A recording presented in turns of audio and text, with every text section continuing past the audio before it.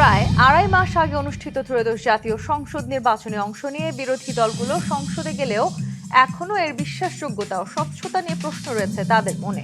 গত 12 ফেব্রুয়ারি ইতিহাসে প্রথম রক্তপাতহীন নির্বাচন করে তৎকালীন প্রধান উপদেষ্টা একে মহা সাফল্য হিসেবে উল্লেখ করলেও জামায়াত সহ 11 দলীয় জোট বলছে বর্তমান ক্ষমতাসীন দল বিএনপি সংখ্যাগরিষ্ঠ মানুষের ভোটে ক্ষমতায় আসেনি, বরং নানা কৌশল ও ইঞ্জিনিয়ারিং এর মাধ্যমে ফলাফল নিজেদের পক্ষে নিয়েছে। তারা বলছে ভোট গ্রহণ চলাকালে বড় ধরনের অনিয়ম চোখে না পড়লেও ভোট গণনা, ফলাফল প্রস্তুত ও প্রচারের মাঝামাঝি সময়ে ইলেকশন ইঞ্জিনিয়ারিং করে অন্তত 50টির বেশি সংসদীয় আসনে তাদের হারিয়ে দেওয়া হয়েছে।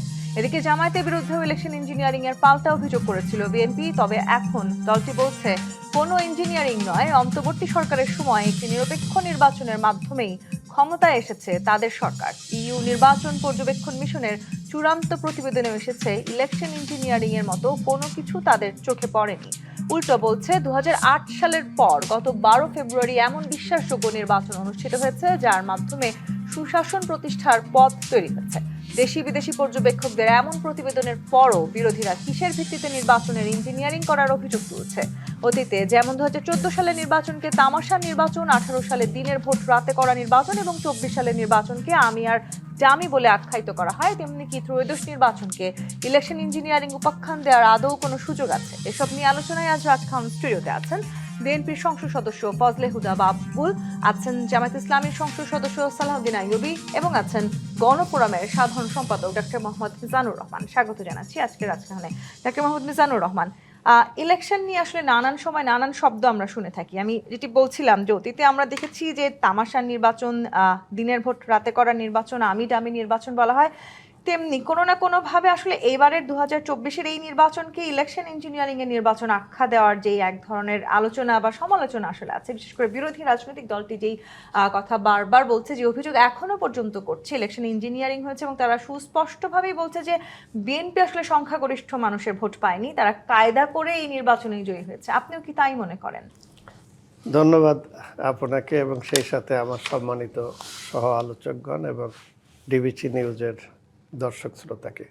দেখুন, এই রাজনীতিতে আমাদের দেশে অবিশ্বাসের একটি ধারা এটা চালু হয়েছে অনেক আগ থেকেই। বিশেষ করে এই নির্বাচনের মধ্য দিয়ে আমরা সবসময় চেয়েছি যে একটি জনগণের আকাঙ্ক্ষিত সরকার ক্ষমতায় আসুক এবং জনগণের নির্বাচনের মধ্য দিয়ে যে সরকার ক্ষমতায় আসবে সেখানে গণতন্ত্র প্রতিষ্ঠিত রূপ পাবে। কিন্তু আমরা দেখেছি যে স্বাধীনতার পর থেকে তত্ত্বাবধায়ক সরকারের অধীনে কয়েকটি নির্বাচন ছাড়া অধিকাংশ নির্বাচন দলীয় সরকারের অধীনে যে নির্বাচনগুলো হয়েছে সেই নির্বাচনগুলো অবাধ, সুষ্ঠু এবং নিরপেক্ষ ছিল না। এবং সেই ক্ষেত্রে এই যে কথাটা আজকে বলা হচ্ছে ইলেকশন ইঞ্জিনিয়ারিংয়ের যে কথাটা, এটা 2001 সালে নির্বাচনে সেই সময় যারা পরাজিত হয়েছিল শেখ হাসিনা সেটা বলেছিল। এরপরে যদি আপনি দেখেন যে এই 15 বছর ধরে আপনি যে কথাটা বললেন যে 3টা নির্বাচন হয়েছে, সেই নির্বাচনটা একদলীয়ভাবে হয়েছে এবং সেই নির্বাচনে জনগণের অংশগ্রহণ ছিল না। এবং সেখানে আপনারা লক্ষ্য করেছেন 2018 সালে পৃথিবীর কলঙ্কিত একটি নির্বাচন, যেটা আগের রাতে নির্বাচনটা করা হয়েছিল। এই যে মানুষের আকাঙ্ক্ষার বাইরে জনগণের অংশগ্রহণ ছাড়া এইভাবে একটি কৌশলের মাধ্যমে ভোটের ফলাফলকে নিজের নিয়ন্ত্রণে নেওয়া, এই কৌশলগুলো জনগণ দেখেছে। এরপরে 24-এর যে নির্বাচন সেখানেও একদলীয়ভাবে এবং আমি ডামির যে নির্বাচনের কথা আসছে, এগুলো আমরা প্রত্যক্ষভাবে দেখেছি। এই জন্য বাংলাদেশের মানুষ একটি অবাধ, সুষ্ঠু এবং গ্রহণযোগ্য নির্বাচনের জন্য আন্দোলন করেছিল। আমরা সেই আন্দোলনে বিএনপি সহ অনেকগুলো রাজনৈতিক দল, জামাত মাঠে ছিলাম। এখন এই অভ্যুত্থানের পরে আমরা আশা করেছিলাম যে অতীতের তিক্ত অভিজ্ঞতা থেকে বেরিয়ে রাষ্ট্রকে একটি গণতান্ত্রিক ধারায় আমরা ফিরিয়ে আনব।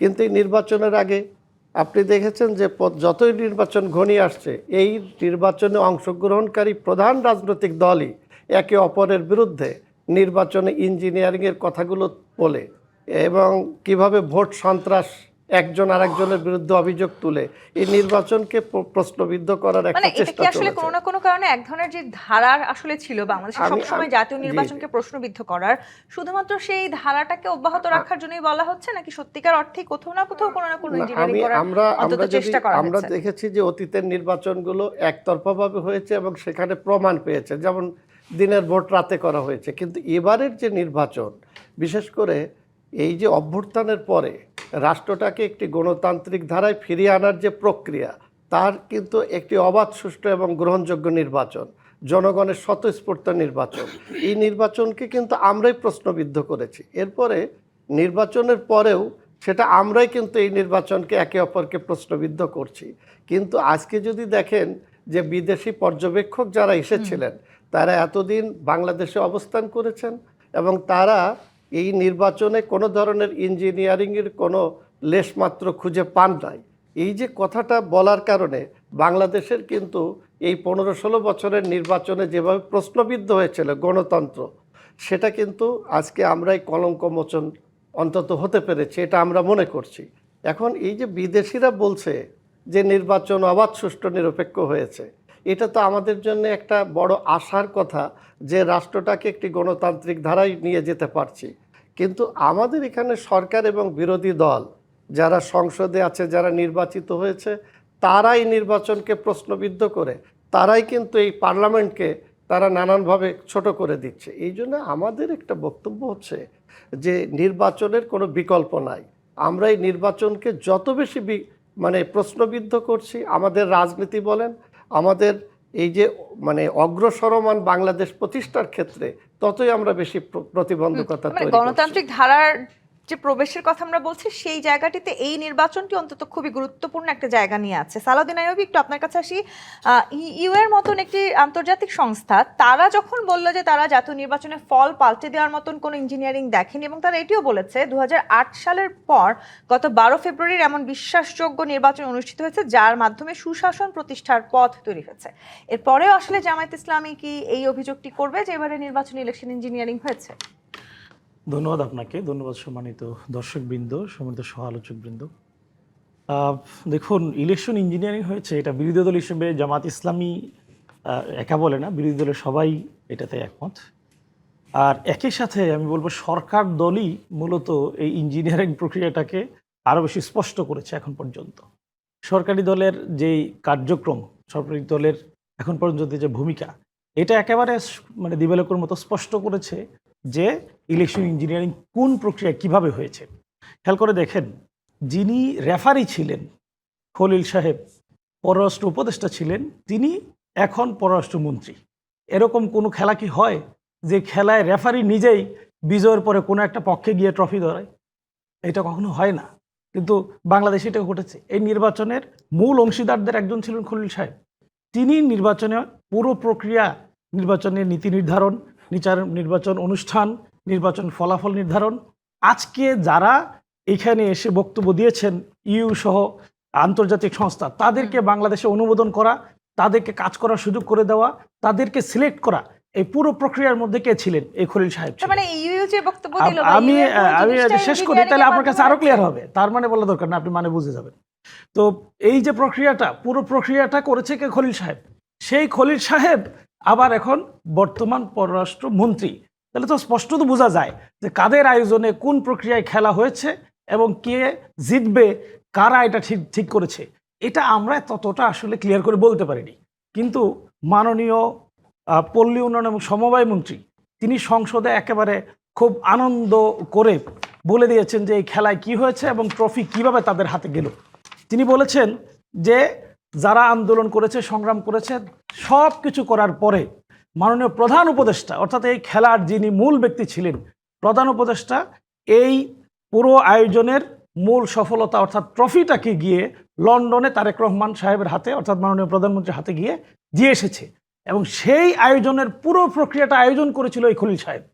তিনি আয়োজন করেছে, সেইখানে আয়োজনে নিজে অংশগ্রহণ করেছে। অংশগ্রহণের পরে যে সাংবাদিক সম্মেলন করেছে, সেই সাংবাদিক সম্মেলনে খলিল সাহেব এই সরকার, তৎকালীন সরকার রিপ্রেজেন্ট করেছে।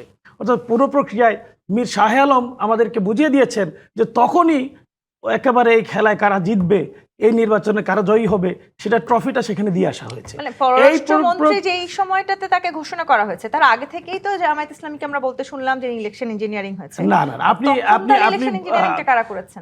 আপনি এই জায়গায় ভুল করছেন আসলে। জামাত ইসলামী এই করেছে। দ্বিতীয় আরেকটা প্রমাণ দেখেন, খেয়াল করে দেখেন যে রেজওয়ানা যিনি একজন উপদেষ্টা ছিলেন, তিনিও স্পষ্ট করে বলেছেন, তিনি আসলে এত স্পষ্ট করে তো বলতে পারেন না যে আমরা জামাত ইসলামীকে ঠেকিয়ে দিয়েছি। তারা বলেছেন যে যাদের ব্যাপারে আপনারা ইঙ্গিত করে বলছেন, যিনি উপস্থাপক ছিলেন যে কথা বলছেন, তিনি বলেছেন যে তাদেরকে তো আমরা মেইন স্ট্রিম হতে দেইনি। তো স্পষ্টত কে মেইন স্ট্রিম হবে না হবে সেটা তারা ঠিক করেছে, কে নির্বাচনে জয়ী হবে কে পরাজিত হবে এটা তারা ঠিক করেছে, এবং সেই প্রক্রিয়ার আদলেই এইভাবে মিডিয়া মানে সব কিছুকে সাজিয়ে এটাকে নির্বাচনের এই প্রক্রিয়ার মধ্যে নিয়ে আসা। আমি একটু ফজলে হুদা বাবুল আপনার কাছে আসি, আসবো আপনার কাছে ফজলে হুদা বাবুল। সবকিছু সাজিয়ে এই পর্যায়ে পর্যন্ত আনা হয়েছে এবং পুরো প্রক্রিয়াটি বর্তমান যিনি পররাষ্ট্রমন্ত্রী তার হাত দিয়ে হয়েছে, সেটি এখন বললেন সালাউদ্দিন আইয়ুবী। যে যদিও এই কথা বারবার আসলে জামায়াতের পক্ষ থেকে আমরা শুনছি, বিরোধী রাজনৈতিক দলের অন্যরাও বলেছেন, জামায়াতের আমির বলেছেন নির্বাচনের ভাগ্যটা যোগাযোগ করে পর্দার আড়ালে ঠিক করে জাতিকে আপনারা ব্ল্যাকমেইলিং করেছেন। উনি কবে বলেছেন? খলিল সাহেব মন্ত্রী হওয়ার আগে কি ওনারা বলেছেন, মন্ত্রী হওয়ার পরে বলেছেন যে ইঞ্জিনিয়ারিং হয়েছে? এই বক্তব্য দিয়েছেন শফিকুর রহমান 10 এপ্রিল, 10 আমি যেটি বললাম। হ্যাঁ, এইটা বলেছেন উনি 10ই এপ্রিল। আর ইঞ্জিনিয়ারিং এর গল্প কবে ওনারা বানিয়েছেন? নির্বাচনের পরপরই, তাই না? আচ্ছা, এখন আসেন ট্রফির কথা। ভেবেছিলাম সবাইকে শুভেচ্ছা দিব, তারপরও লেটে হলেও প্রথমবার আসলাম আপনার শোতে, এবং জনপ্রিয় টেলিভিশন ডিবিসির রাজকাহন জনপ্রিয় প্রোগ্রামের সকল দর্শক শ্রোতাকে শুভেচ্ছা, সহালোচকদের শুভেচ্ছা। দেখুন, মানে রাজনৈতিক বক্তব্য থাকবে, মত থাকবে, দ্বিমত থাকবে, বক্তব্য থাকবে, প্রতি বক্তব্য থাকবে, কথা থাকবে, কথার পিঠে কথা থাকবে, তার পিঠেও কথা থাকবে। কিন্তু রাজনীতিতে সবশেষে গণতন্ত্র, জনগণ, নির্বাচন, দেশের স্বাধীনতা, সার্বভৌমত্ব, দেশের স্বার্থ, সবার উপরে বাংলাদেশ, দেশের জনগণ, সেটাই জয়ী হবে, এবং সেজন্যই আমরা রাজনীতি করি। রাজনীতির কথার অনেক কথা থাকে, কথার পিঠে যেসব কথা থাকে সেগুলোও থাকে। খলিল সাহেব যখন ওখানে যখন পররাষ্ট্র উপদেষ্টা ছিলেন, তখন সেখানে আরো অনেক লোক ছিলেন, প্রত্যেকটা মন্ত্রণালয়ে একজন করে প্রতিনিধি ছিল ওনাদের। জামায়াত ইসলামীর একই তো, এবি পার্টি, জামাত ইসলাম, আপনার এনসিপি, আরো যেগুলা দেখবেন সব এগুলা একই, এবং সেটার অনেক প্রমাণও আছে যে ওনারা একই। এমনকি জেলখানায় ডাক্তার তাহের, ডাক্তার সায়ন্তনকে বলেছিলেন যে আপনি চিনেন না ওই যে আমাদের নাহিদ, ওকে আমরা বানাচ্ছি, ওকে আমরা টেক কেয়ার করছি। তো এগুলা এটা এখন সবাই বোঝে এগুলা। তো সেইখানে যে জিনিসটা হয়েছে সেটা হচ্ছে যে তারা যখন এটা বলছিলেন তখন কিন্তু তারা গত 18 মাসে যে সুযোগ সুবিধা ভোগ করেছেন, যেভাবে ওনারা বিভিন্ন আইডি দিয়ে দেশে একটা হাইপ সৃষ্টি করার চেষ্টা করেছেন, যেভাবে ওনারা মপ করেছেন, যেভাবে দিনের মধ্যে ওনারা ডিসিএসপি নিয়োগ করতেন, যেভাবে ওনারা গুপ্ত ছিলেন ওনাদের মানে মিত্রদের সাথে, যাদের সাথে ওনারা 86-তেও ছিলেন, 88-তে ছিলেন, 96-এ ছিলেন, আমাদের সাথেও একবার ছিলেন ওনারা। তো আমরা তো কারোর সাথে লং ড্রাইভে যাওয়ার অভ্যাস আমাদের নাই, কাজেই তারা যারা জাতীয় বেঈমান ছিলেন সেই সময় 86-তে, তাদের সাথে তাদের সখ্যতা দীর্ঘদিনের। এমনকি 28শে অক্টোবর যখন আমরা বিএনপি যুগপৎ আন্দোলনের অংশ হিসেবে পল্টনে আমরা প্রোগ্রাম করি, আমরা টিয়ার গ্যাস খাই, কাঁদানি গ্যাস খাই, আমরা সাউন্ড গ্রেনেড খাই, আমরা জীবন নিয়ে শঙ্কায় পড়ি, তখন কিন্তু আমরা কোনো মতে যখন বের হয়ে ফকিরাপুল দিয়ে আমি বের হয়ে যাই, তখন কিন্তু দেখি সুন্দরভাবে বেষ্টনী দিয়ে তারা প্রোগ্রাম করছিলেন। তারা সেই দল। কাজে এই দলটা 47-এ পাকিস্তানের অস্তিত্বের বিরুদ্ধে ছিল, মুসলিম লীগের বিরুদ্ধে দাঁড়িয়েছিল। এই দলটা মুসলমানদের দেশ একটা হোক, এটা 47-এ চায়নি। এই দলটা বাংলাদেশের বাংলা ভাষাভাষীদের নিয়ে একটা দেশ হোক, এটা 71-এ চায়নি। এই দলটা 96-এ চায়নি যে বাংলাদেশ জাতীয়তাবাদী দল তাদের সরকার কন্টিনিউ করুক। এই দলটার ইতিহাস কিন্তু ঠিক এরকমই। কাজে তারা কি বলেন, তারা 18 মাসে যেভাবে নিয়ন্ত্রণ করেছেন সরকারি বেসরকারি প্রশাসন, বিভিন্ন দপ্তর, বিশ্ববিদ্যালয়গুলোতে, এবং শুধু তাই নয়, সর্বশেষ তারা যে নির্বাচন আয়োজন করেছিলেন ডাকসুর, নীলক্ষেতে পর্যন্ত ব্যালট পাওয়া গেছে, এটা সেই দল। এবং এই দলের সাথে আমি আরো এক লাইন বলে শেষ করছি, আন্তর্জাতিকভাবে যে পর্যবেক্ষণ সংস্থাগুলো আছে সেগুলোকেও তিনি নিয়ন্ত্রণ করছেন। অর্থাৎ ইউএ এর যে আজকে আমি লাস্ট কথা বলি, হ্যাঁ আমি লাস্ট কথা বলছি, সেটা হচ্ছে ওনারা সেই দল ঠিক 2001 সালে বিএনপি যখন ক্ষমতায় আসে, সেই সময় এই ফ্যাসিস্ট হাসিনা যখন বলে একদিনও শান্তিতে থাকতে দিব না, ঠিক ওই দীক্ষিত হয়ে শিক্ষিত হয়ে তারা কিন্তু ঠিক ওই রকম আচরণই এখন জামায়াত ইসলামী বিএনপিকে একদিনও শান্তিতে থাকতে দিবে না এরকম সেটাই তো করছে, রাজপথে যাচ্ছে। সংসদ চলাকালীন অবস্থায় তারা জেলায় বিভাগে তারা আন্দোলনের কর্মসূচি দিচ্ছে। তারা কোন দিক দিয়ে যাচ্ছে, আর ট্রফির কথাটা একটু বলতেই হয়, তাই না? দেখুন, শহীদ প্রেসিডেন্ট জিয়াউর রহমান এদেশের স্বাধীনতার ঘোষক, সেক্টর কমান্ডার, বীর উত্তম, বীর মুক্তিযোদ্ধা। উনি দেশের প্রেসিডেন্ট ছিলেন। উনি 75-এর সিপাহী বিপ্লবকে উনি নেতৃত্ব দিয়েছেন। উনি এই দেশটাকে তলাবিহীন থেকে এটা পরিপূর্ণ মর্যাদাবান রাষ্ট্রে পরিণত করেছেন। এবং ম্যাডাম খালেদা জিয়া 3বারের প্রধানমন্ত্রী, বাংলাদেশে শুধু না, ওয়ান অফ দ্য দক্ষিণ এশিয়ার দ্বিতীয় মহিলা প্রধানমন্ত্রী।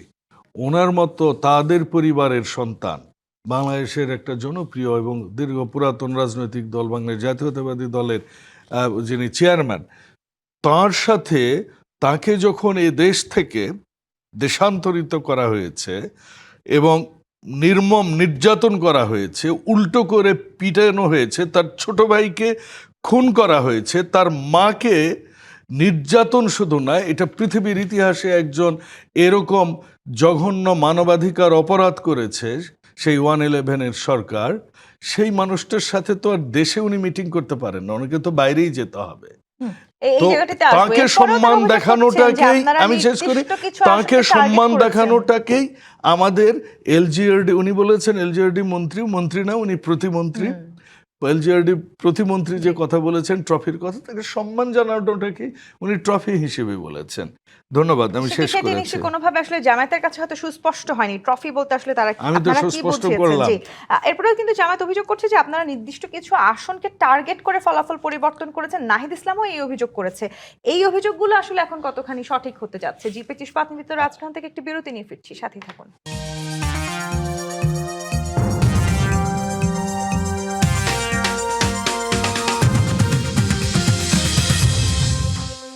জি25 নিবেদিত রাজকাহন দেখছেন। ডক্টর মোহাম্মদ মিজানুর রহমান, যে জায়গাটিতে এসে আমরা দাঁড়িয়েছি, এই নির্বাচন ঘিরে বিএনপি এবং বিরোধী রাজনৈতিক দলগুলোর অবস্থানটা বেশ স্পষ্ট।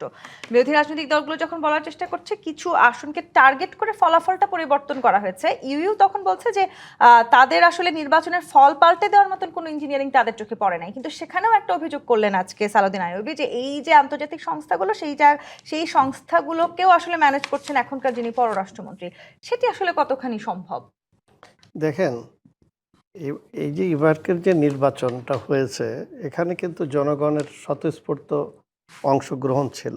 আমরা যদি খেয়াল করি যে এই যে 5ই আগস্ট যে অভ্যুত্থান হলো, সেই অভ্যুত্থান নিয়েও কিন্তু ডক্টর ইউনূস, যিনি কিন্তু এই অভ্যুত্থানের কোনো অংশে উপস্থিত ছিলেন না, আমরা জানি উনি বিদেশে ছিলেন। এমনকি রাষ্ট্র যখন একেবারে প্রশাসন সরকারবিহীন, তিনি কিন্তু বিদেশে আছেন নিজের চিকিৎসা নিয়ে বা ইত্যাদি, এবং তার জন্য সারা জাতি তাকিয়ে আছে। এই ব্যক্তি দেশে এসে সরকার গঠন করে আমেরিকা যে কি বললেন যে একটা ডিজাইনের মাধ্যমে এই অভ্যুত্থান হয়েছে, অর্থাৎ এই অভ্যুত্থানটাকে জনগণের স্বতঃস্ফূর্ত অভ্যুত্থানকে প্রশ্নবিদ্ধ করে দিলেন। এইভাবে যদি আমরা খেয়াল করে দেখি যে এবারকের যে নির্বাচনটা, এই নির্বাচনে বিশেষ করে প্রধান 3টি দল এবং এই যে তিনটি দল, আমরা যারা ক্রিয়াশীল রাজনৈতিক দল ছিলাম, প্রধান নির্বাচন কমিশনার কিন্তু এই দলগুলোর মধ্যে বিভক্তি করে দিলেন এবং এই দুই তিনটি দলকে ডেকেছেন এবং যমুনায় তাদেরকে বলে দিয়েছেন যে প্রধান তিনটি রাজনৈতিক দলগুলোর সাথে বসলাম। তাহলে আমরা অন্যান্য যে রাজনৈতিক দলগুলো ছিলাম আমাদের অবস্থানটাকে কিন্তু গৌণ করে দিলেন। কিন্তু গণতন্ত্রের স্বার্থে আমরা কম কথা বলেছি।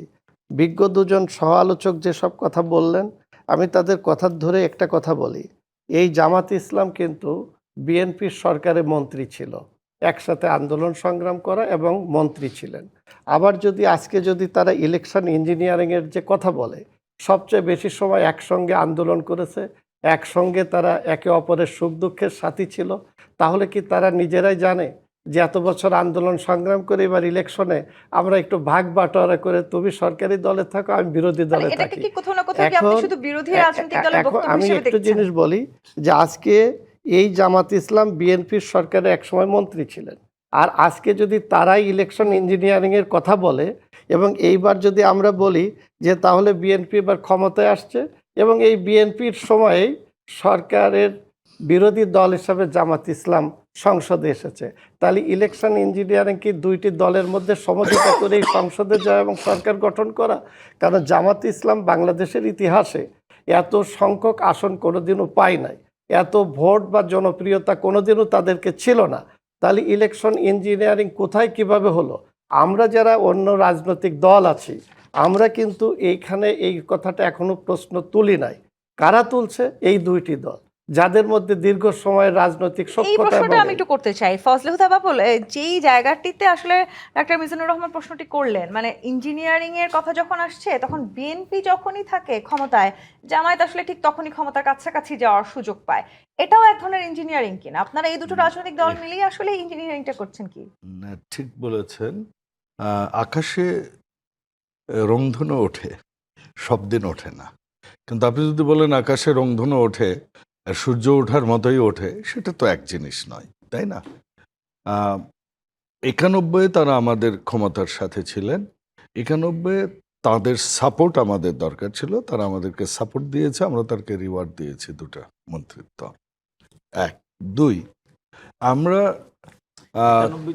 মন্ত্রিত্ব ছিল, সরি 2001 91 সরকার গঠনে সহযোগিতা করেছে। কিন্তু জামাতের সাথে কোনোদিনও, দেখুন শহীদ প্রেসিডেন্ট জিয়াউর রহমান মুক্তিযোদ্ধা একজন, বেগম খালেদা জিয়া মুক্তিযোদ্ধা মন্ত্রণালয় তৈরি করেছেন। তো যারা স্বাধীনতায় বিশ্বাস করে না তাদের সাথে রাজনৈতিক আদর্শের কোনো হবে, এটা তো হতে পারে না। এটা একটা জোট ছিল মাত্র। 1 2 আপনি যেটা বলছেন সেটা হচ্ছে যে ক্ষমতার কাছাকাছি ওনারা ছিলেন, ক্ষমতার কাছাকাছি এবারে এসেছেন ওনারা। কারণ ফ্যাসিস্টরা যখন চলে যায়, ইউনূস সরকার যখন আসে, তখন ইউনূস সরকারের শুরু থেকেই একটা কাজই ছিল বিএনপিকে কি করে ক্ষমতার বাইরে নেওয়া যায়। আপনি খেয়াল করে দেখুন, আমরা কিন্তু সংস্কার নিয়ে 2023 সালে আমরা কিন্তু সেই ওয়েস্টিন হোটেলে আমরা কিন্তু যুগপৎ আন্দোলনের সাথীদের নিয়ে 31 দফা দিলাম। আমরা সেখানে আমরা বললাম যে কিভাবে উচ্চকক্ষ হবে, ওখানে আমরা বললাম প্রধানমন্ত্রী এবং প্রেসিডেন্টের ক্ষমতার ভারসাম্য, ওখানে আমরা বললাম রাষ্ট্র কাঠামো মেরামত কি আমরা করব। তারপরও কি জানেন, এই ইউনূস সরকারের পুরো সময়ে মিডিয়াকে এমনভাবে ব্যবহার করা হয়েছে যে বিএনপি সংস্কার বিরোধী, এরকম একটা ন্যারেটিভ তৈরির চেষ্টা হয়েছে।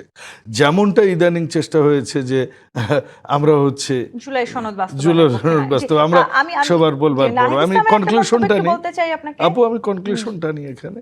তো কাজেই জামাতকে কোনোদিনও তো যখন একটা, দেখুন তারা যেহেতু ছাত্রলীগের সাথে অ্যাটাচ ছিল এবং তাদের একতাবদ্ধ হয়ে তারা রাজনীতি করেছে, তারা সেই সুযোগটা নিয়েছে, তাদের লোকজন প্রশাসনে এসেছে, ওসি, ডিসি, এসপি, আপনার ইউএনও, এসিল্যান্ড, সরকারের যারা নির্বাচন পরিচালনার সাথে যুক্ত, তারা একমাত্র হয় আওয়ামী লীগ না হলে জামাতের লোকজন ছিল। কাজে এখানে প্রশ্নই আসে না যে এখানে বিএনপির কেউ এখানে ইঞ্জিনিয়ারিং এর কোনো কিছু করবার কোনো অপশন আছে। তারপরেও যখন আসলে নাহিদ ইসলামরা অভিযোগ করেন যে যখন প্রধানমন্ত্রী দেশে ফিরলেন উনি বলেছিলেন আই হ্যাভ আ প্ল্যান, সেই উক্তিটিকে উদ্দেশ্য করে নাহিদ ইসলাম বলেছেন যে প্ল্যানের কথা আমরা শুনেছি, সেই প্ল্যানের একটা বাস্তবায়ন কিন্তু আমরা নির্বাচনে দেখতে পাচ্ছি।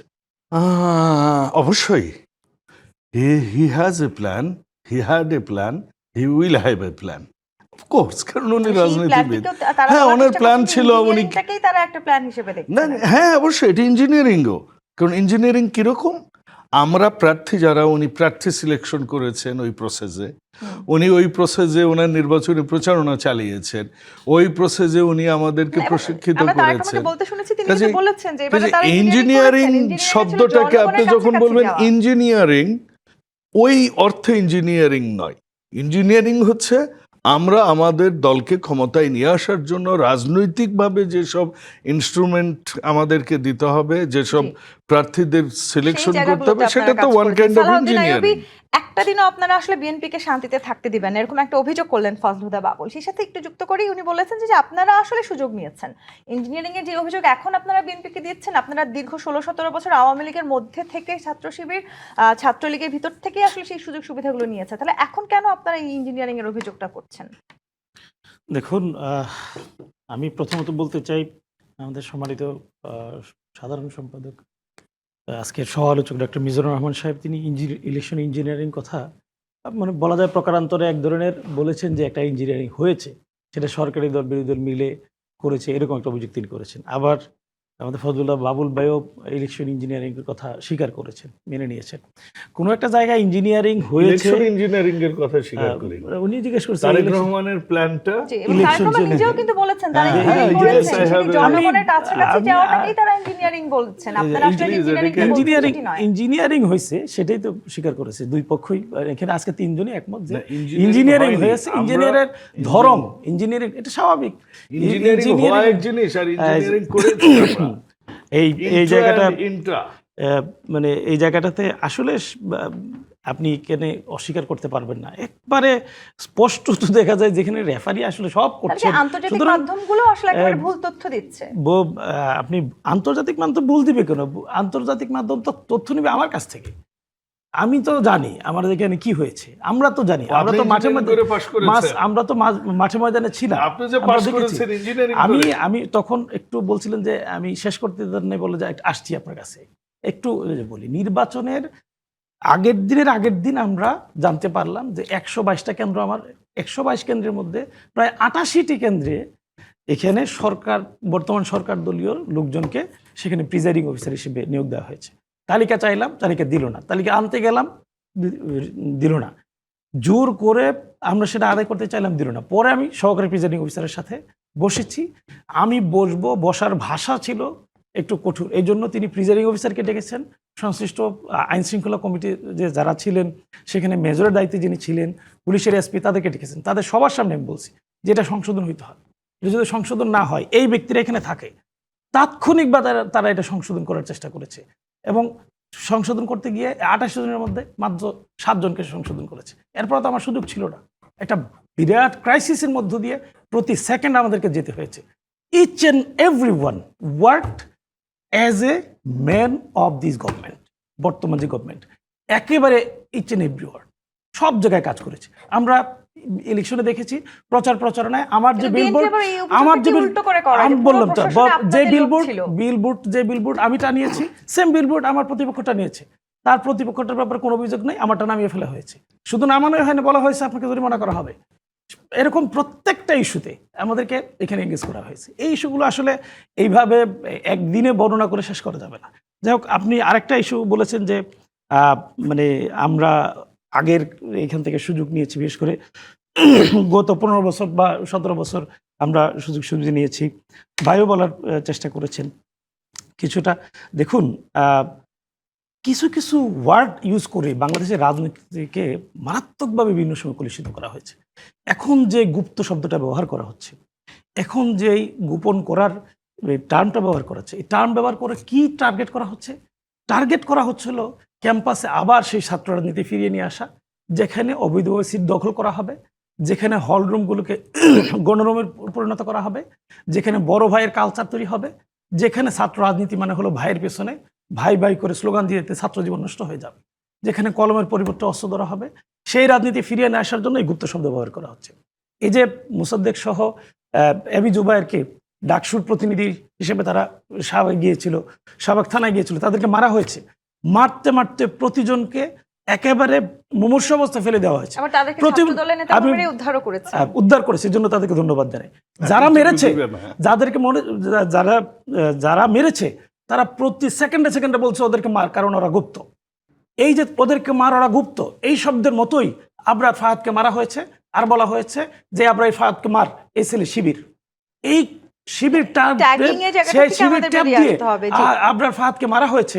আপনি কি এটা কিভাবে কোনোভাবে বৈধ করতে পারেন যে আপনি গুপ্ত, এই জন্য তাকে আপনি মেরে ফেলবেন? বাংলাদেশের কোন আইন দিয়ে আপনি এটা জাস্টিফাই করবেন? রাজখান থেকে আরেকটি বিরতি নিয়ে ফিরছি সাথে।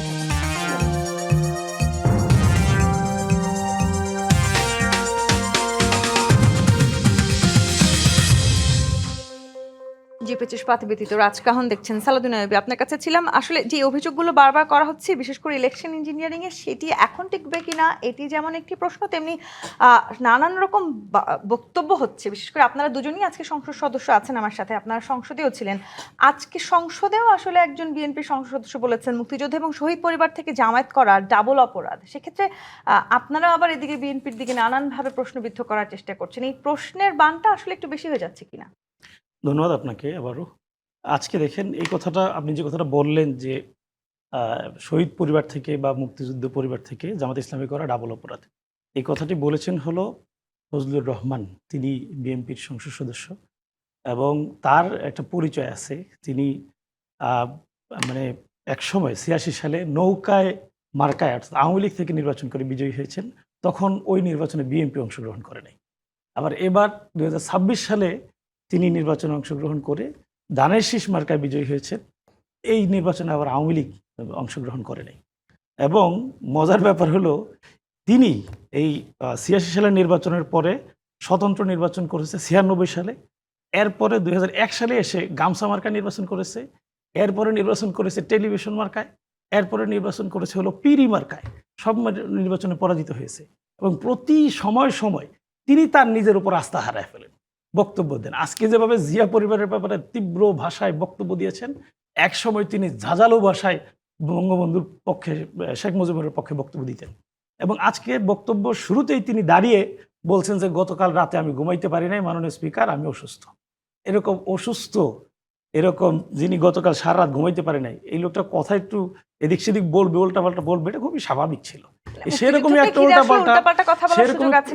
উল্টাপাল্টা একটা কথা তিনি বলেছেন, বলে আসলে নিজের জায়গা থেকে একেবারে চুপ হয়ে গেছেন। সুতরাং এটা নিয়ে আমি খুব বেশি আর মানে কথা বলতে চাই না। এটা কি কোনো কথার মধ্যে পড়ে যে কেউ শহীদ পরিবারের সন্তান সেটা বলতে পারবে না?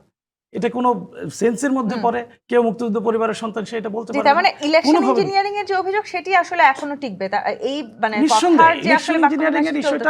ইলেকশন ইঞ্জিনিয়ারিং ইস্যুটা দেখেন, আপনি আমাদের তিনজনের মধ্যে আপনি হলেন উপস্থাপক, অর্থাৎ আপনি এখানে রেফারি।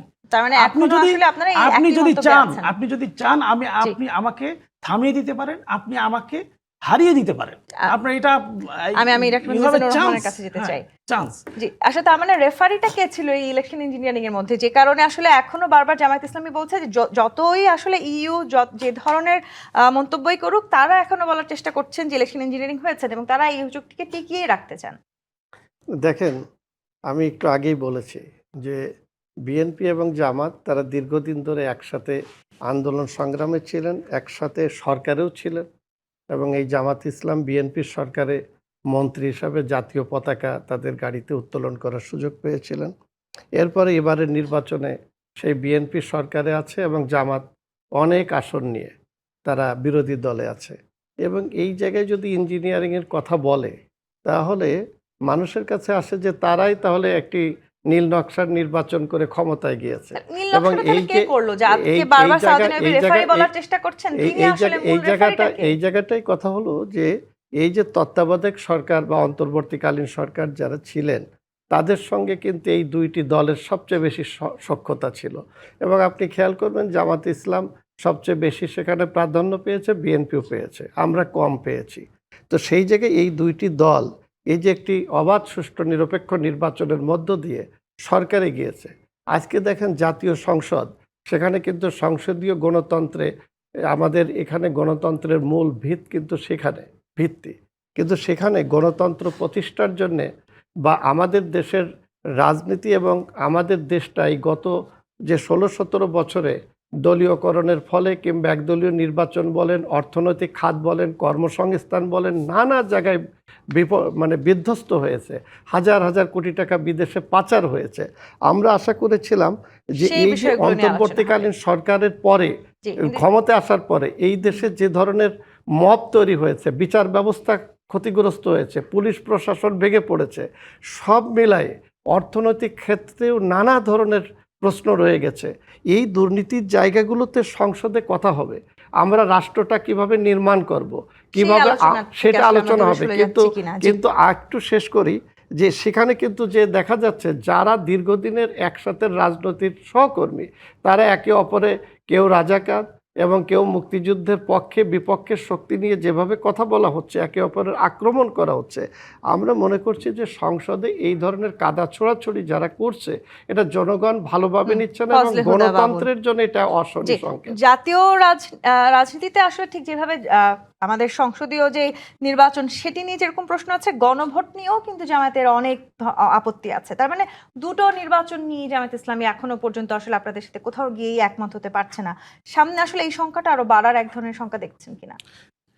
ধন্যবাদ। আপনি কেন চাচ্ছেন যে আমরা দুটা দল এক হয়ে যাব? আমরা তো ৭৫-এর সেই পরবর্তী সময়ের বাকশালের দল নই। এক। দুই, আমাদের আদর্শগত কোনোদিনও মিল ছিল না। তিন, আমি একটু তার আগে একটু বলতে চাই, আমার মাননীয় সংসদ বাংলাদেশ জামাতে ইসলামী না জামাতে ইসলামী বাংলাদেশ, আমি এটা কনফিউজ এখন। আগে ছিল বাংলাদেশ, এখন বোধহয় পরে বাংলাদেশ বা আগে পরে এরকম কিছু, ওনারা চেঞ্জ হয় প্রতি মুহূর্তে। তো সেইখানে উনি একটা কথা বলেছেন, মোসাদ্দেককে মেরেছে, ওটার উত্তরও এসেছে। কিন্তু আমি এইটুকু বলতে চাই, ওনারা যেন দয়া করে ওনাদের মানে ছাত্রদেরকে একটু বলেন যে একটু ভালো ভাষা প্রয়োগ করে যেন সোশ্যাল মিডিয়াতে। ওনারা কিন্তু শহীদ প্রেসিডেন্ট জিয়াউর রহমানের সন্তান, বর্তমান তার প্রধানমন্ত্রী তারেক রহমানকে নিয়ে ক্যাম্পাসে যে স্লোগান দিয়েছে, কোনো সভ্য সমাজে এসব শব্দ ইউজ হয় না।